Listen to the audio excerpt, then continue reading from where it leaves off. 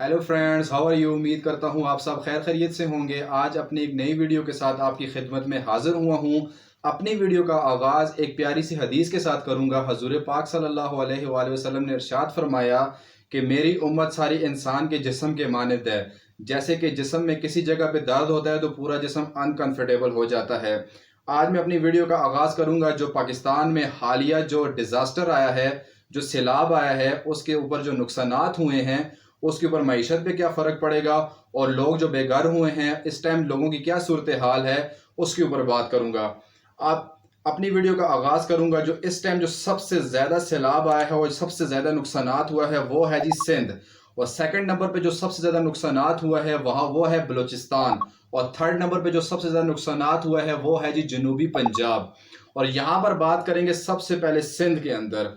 सिंध के अंदर जो नुकसानात हुए वो आलमोस्ट जो है 30 लाख के करीब जो है लोग जो हैं बेघर हुए हैं और लोगों के घरों का नुकसानात हुआ है और लोगों की जानें गई हैं और लोगों के छतें गिरी हैं, जिसकी वजह से बहुत ज़्यादा हलाकतें हुई हैं, जिस पर इस टाइम जो है लोग जो हैं अल्लाह के आसरे पर हैं और आसमान के नीचे अपनी ज़िंदगी बसर करने को हैं।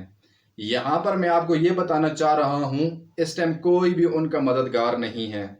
इस टाइम जो है टोटली जो है वफाक जो है वो एक ही चीज़ के पीछे लगा हुआ है, वो ये है कि इमरान खान साहब को गिरफ्तार कैसे करना है, शहबाज गिल का रिमांड कैसे लेना है, और इमरान खान साहब जो हैं वो लगे हुए हैं कि वफाक की हुकूमत कैसे गिराई जाए। और यहाँ पर कोई भी उन सैलाब ज़दगान के बारे में नहीं सोच रहा। ऐसे लग रहा है जैसे वो पाकिस्तानी नहीं हैं, जैसे हमारे साथ उनका कोई रिश्ता ही नहीं है। इस टाइम वो खुले आसमान के नीचे हैं और दिन ब दिन बारिश ज़ोर पकड़ रही है और उनकी फसलों को नुकसान हो चुका है। जैसा कि आप जानते हैं ये वो लोग थे जो किसान थे और जिनके कई एकड़ों पर फसलें थीं, जिसमें गन्ना था और जिसमें डिफरेंट किस्म की जो है फूड्स थे और चावलों की तादाद ज़्यादा बताई जा रही है। और सेकेंडली नंबर पर हम बात करेंगे जनूबी पंजाब के अंदर जो नुकसानात हुए। जैसा कि आप जानते हैं पंजाब वो सूबा है जो हमारे पूरे पाकिस्तान को ज़राअत के हिसाब से पालता है और वहाँ पर गन्ने की बहुत बहुत बड़ी जो फसल थी उसको नुकसान पहुँचा है इस डिज़ास्टर के साथ। और यहाँ पर जो है चावल की भी फसल को बहुत ज़्यादा नुकसान पहुँचा है।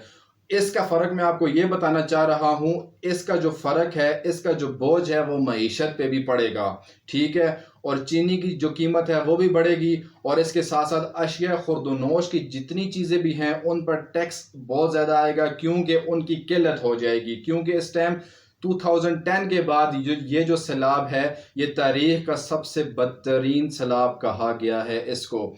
और यहाँ पर जो थर्ड जो मेन बात करेंगे वो है जी हमारा बलूचिस्तान। और बलूचिस्तान जो है इस टाइम जो है बलूचिस्तान के अंदर आलमोस्ट 40 लाख के करीब जो है लोग बेघर हुए हैं और उनके घरों को नुकसान पहुंचा है, उनकी फसलों को नुकसान पहुंचा है, उनके जानी नुकसान भी हुआ है, उनका माली नुकसान भी हुआ है, उनके जानवरों को भी नुकसान पहुंचा है, जिससे उनकी एक इनकम जनरेट हो रही थी। और यहाँ पर जिन लोगों के जो नुकसानात हुए हैं ये सारे वो लोग हैं जो मिडिल क्लास हैं और ये वो लोग हैं जो लोअर मिडिल क्लास हैं जिनको बहुत ज़्यादा नुकसान का सामना करना पड़ रहा है।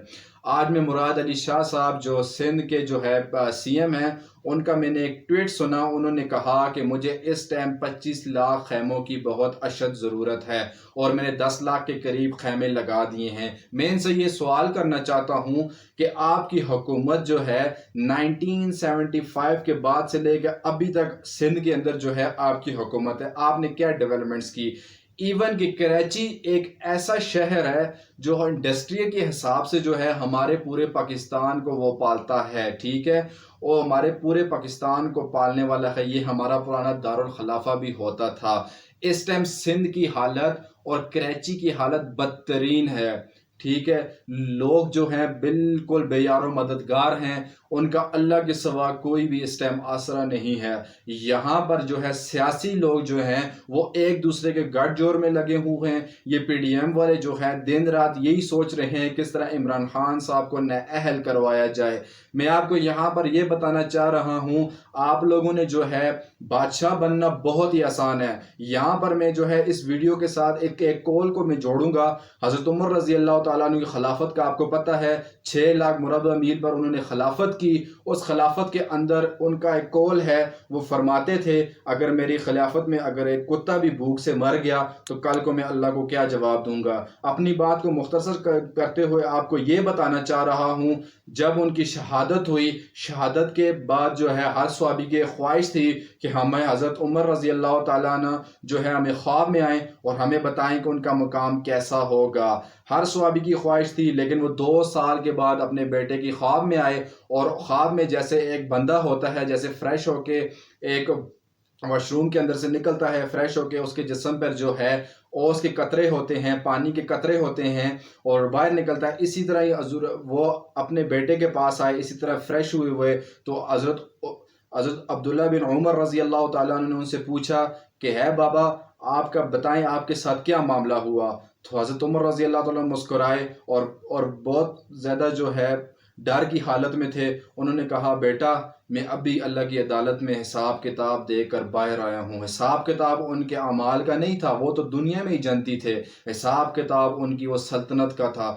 اگر ان جیسے بندے سے بھی اللہ رب العزت حساب کتاب لے رہا ہے تو سوچیں ان سے کیا حساب ہوگا۔ اب آج آپ کے دور میں جو ہے اس ٹائم 1,75,00,000 کے قریب جو ہے بندے مشکلات کا شکار ہیں، سیلاب زدگان۔ میں ان کی بات کر رہا ہوں، میں دوبارہ رپیٹ کروں گا، 1,75,00,000 بندے اس ٹائم سیلاب میں جو ہے سیلاب زدگان ہیں، جن کو اس ٹائم مدد کی اشد ضرورت ہے۔ آپ سوچیں آپ نے ان کے لیے کیا کیا ہے؟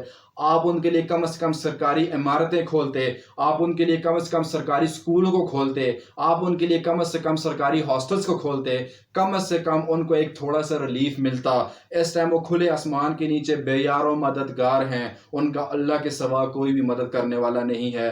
آپ اپنے گربان میں دیکھیے اور جانکیے آپ نے ان کے لیے کیا کیا ہے۔ رانا ثناء اللہ صاحب آپ انٹیریئر منسٹر ہیں، ٹھیک ہے، آپ یہی اس ٹائم کر رہے ہیں، دن رات یہی سوچ رہے ہیں کہ عمران خان صاحب کو گرفتار کیا کیسے کیا جائے۔ اور عمران خان صاحب میرا آپ سے بھی سوال ہے، آپ لاکھوں کروڑوں کے جلسے کرتے ہیں، آپ کم از کم ایک جلسے میں اگر 100 روپے بھی کسی سے مانگے نا تو آپ کا ایک دن میں کروڑوں روپے آپ کے پاس جمع ہو سکتا ہے، آپ جس سے سیلاب زدگان کی مدد کر سکتے ہیں۔ اور میں کرکٹ ٹیم والوں کو بولوں گا جن کا نیدرلینڈ کے ساتھ میچ ہے، ایک کھلاڑی ایک میچ کا 25 لاکھ روپے لیتا ہے، اگر وہ 25 لاکھ روپے نہ لے، وہ کم از کم اس میچ کو ICC والے ڈیلے کر دیں، ٹھیک ہے، PCB والے ڈیلے کر دیں، ان کا پیسہ سیلاب زدگان کو چلا جائے۔ لیکن کوئی بھی غریب کا اس ملک میں نہیں سوچتا، معیشت دن بدن نیچے جاتی جا رہی ہے، غریب تر ہوتا جا رہا ہے اور امیر تر ہوتا جا رہا ہے۔ کسی نے غریب کے بارے میں بالکل بات نہیں کرنی اور کوئی بھی اس بارے میں نہیں سوچ رہا۔ آپ کے ایک کمرے میں ہلکا سا پانی آ جائے نا تو آپ کو رات کو نیند نہیں آتی، آپ سوچتے ہیں کہ میں کیسے سوؤں گا،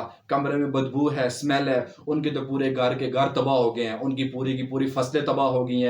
آپ کو اس کے بارے میں سوچنا پڑے گا۔ عمران خان صاحب میں آپ کو بھی کہتا ہوں، آپ کو بھی سوچنا پڑے گا۔ شہباز شریف صاحب آپ کو بھی سوچنا پڑے گا۔ جو حکمران ہے اللہ ایک سے سوال کرے گا کل کو، آپ کو ان کے بارے میں سوچنا ہوگا، قدم اٹھانا ہوگا، آپ کو ان کی مدد کرنی ہوگی، آپ کو زور لگانا ہوگا۔ اس ٹائم آپ قرضوں کی بات سے نکلیں، اس عوام کے بارے میں سوچیں۔